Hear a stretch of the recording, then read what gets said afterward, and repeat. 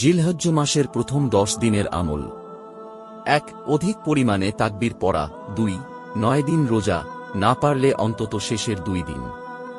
3. আওয়াল ওয়াক্তে 5 ওয়াক্ত নামাজ। 4. প্রতিদিন কমপক্ষে 2 রাকাত তাহাজ্জুদ। 5.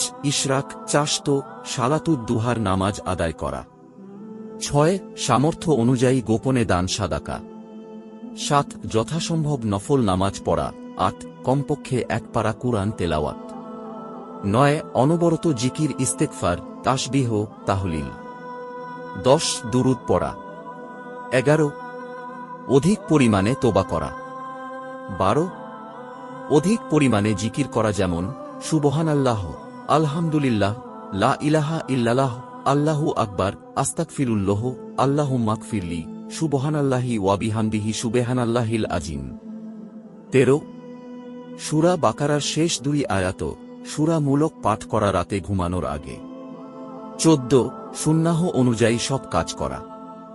আল্লাহ তাআলা আমাকে সহ আপনাদের সবাইকে আমল করার তৌফিক দান করুন। আমিন।